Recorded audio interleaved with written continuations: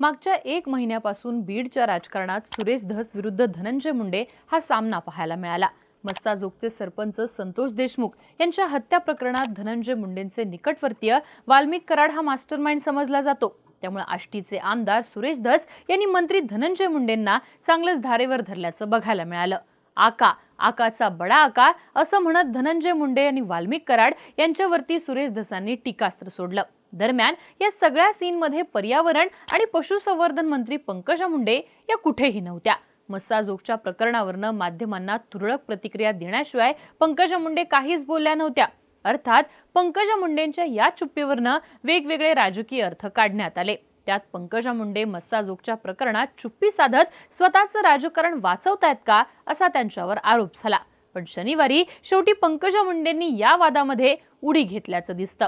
माध्यमांशी बोलत असताना पंकजा मुंडेंनी सुरेश धसांनी बीडला बदनाम केलंय अशा आशयाची टीका केली आहे आणि मग यातूनच सगळ्या वादाचं खापर पंकजा मुंडेंनी सुरेश धसांवर फोडल्याचं पाहायला मिळालं।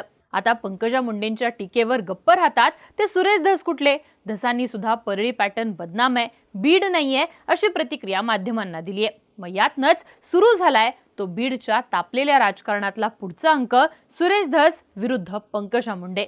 पण प्रश्न असा आहे की आतापर्यंत या वादात हात राखून असलेल्या पंकजा मुंडेंनी नेमकी या संघर्षात उडी का घेतलीये? त्यांनी सुरेश धसांवर टीका का केली आहे आणि या राजकीय वादाच्या पार्श्वभूमीतनं राजकारण कसं तापतंय पाहूयात या व्हिडिओतनं। नमस्कार, मी आरती आणि तुम्ही बघताय बोल भिडू। सुरेश धस विरुद्ध पंकजा मुंडे या वादाची पार्श्वभूमी खरं तर यंदाच्या विधानसभा निवडणुकीतच दिसते। धसांनी पंकजा मुंडेंवरती विधानसभा निवडणुकीत आपलं काम न केल्याचा आरोप याआधी अनेकदा केलाय।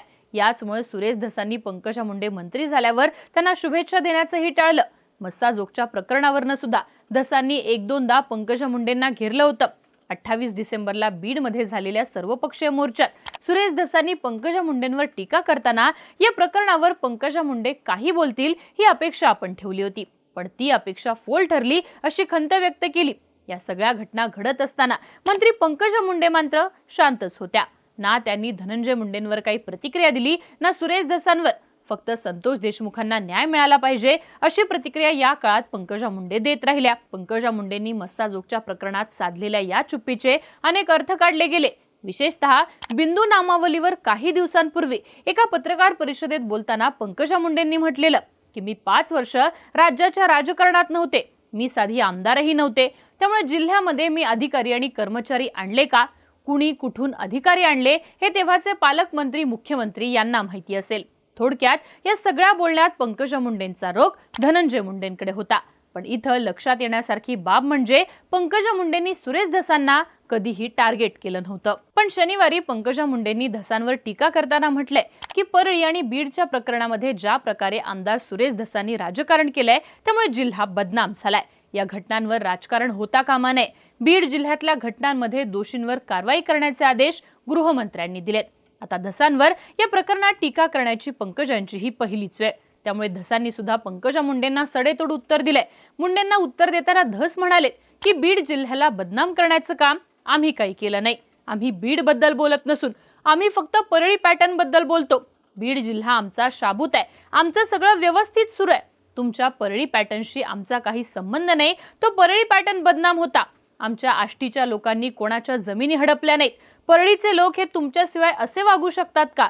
कृषी मंत्री तुमचाच आहे, परळी पॅटर्न हा देखील तुमचाच आहे।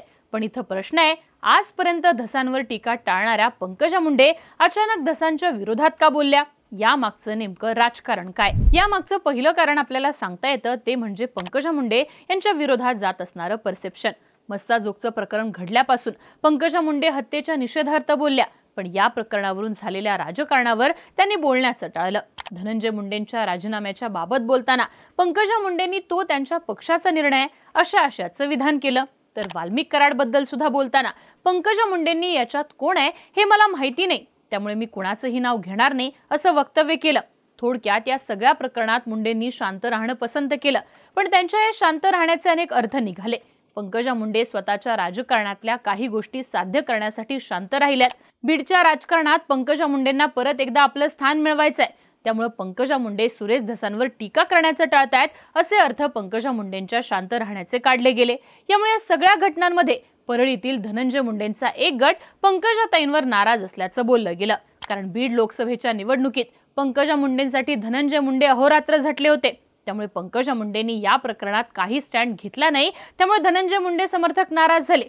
त्यांनी काहीतरी स्टँड घ्यावा असं मुंडे गटाचं म्हणणं होतं आणि त्यामुळेच पंकजा मुंडेंनी पुढे येऊन सुरेश धसांवर टीका केली आहे असं बोललं जातंय. पंकजा मुंडे धसांच्या विरोधात बोलल्या याचं दुसरं कारण म्हणजे धसांना बीडच्या राजकारणात चेकमेट करण्याची गरज. सुरेश धस हे मुख्यमंत्री देवेंद्र फडणवीस यांचे निकटवर्तीय, पण दुसरीकडे सुरेश धस हे बीडच्या राजकारणात मुंडे विरोधी गटातले महत्त्वाचे नेते समजले जातात. त्यामुळे सुरेश धस सध्या मस्साजोगच्या प्रकरणावरनं मुंडे घराण्याविरोधात राळ उठवत असल्याचं सांगितलं जातं. यातनं धसांना बीडमध्ये मुंडे घराण्याच्या विरोधात पर्यायी राजकारण उभा करता येतं. आता धसांनी मुंडे विरोधकांची मोठ बांधल्यावर साहजिकपणे याचा सगळ्यात जास्त धोका आहे तो धनंजय मुंडे आणि पंकजा मुंडेंना. त्यातल्या त्यात पंकजा मुंडेंना जास्त, कारण पंकजा मुंडे या विधान परिषदेतनं निवडून गेल्या. त्यामुळे आगामी काळात राजकारणात त्यांना मोठं व्हायचं असेल तर सुरेश धस त्यांच्या वाटेतला सगळ्यात मोठा अडथळा ठरू शकतात, कारण धस हे मराठा समाजातून येतात. त्यामुळे बीडचा मराठा समाज त्यांच्या मागे उभा राहण्याची शक्यता नाकारता येत नाही. सध्या बीडमध्ये जरांगेंची जागा सुरेश धस भरून काढतायत अशा चर्चा होतात. अशा वेळी बीडच्या राजकारणात सुरेश धसांसारखा स्पर्धक निर्माण झाला तर पंकजा मुंडेंना हे परवडण्यासारखं नाहीये.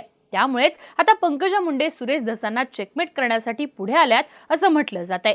यातनं पंकजा मुंडे धनंजय मुंडेंना किती सेफ करतात हा प्रश्न बाजूला सोडला तरी त्यांचं राजकारण त्या मजबूत करतायत असं म्हटलं जातं. धसांविरोधात पंकजा मुंडेंनी थेटपणे भूमिका घेण्याचं तिसरं कारण म्हणजे या प्रकरणाला मिळालेलं जातीय वळण.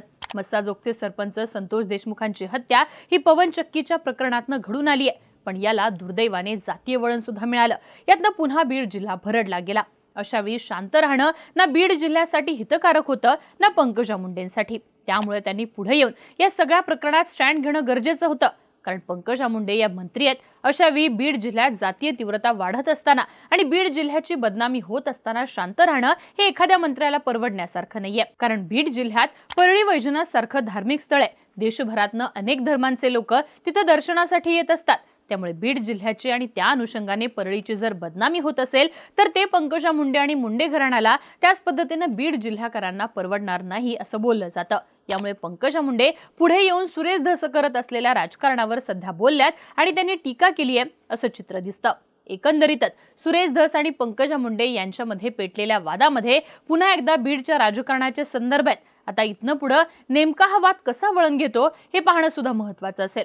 पण तुम्हाला काय वाटतं, पंकजा मुंडे विरुद्ध सुरेश धस हा वाद आता का सुरू झालाय, याचे नेमके काय परिणाम होतील याबद्दलची तुमची मतं आणि प्रतिक्रिया कमेंट बॉक्समध्ये लिहून कळवा आणि बोलबिडीच्या YouTube चॅनलला नक्की सबस्क्राईब करा.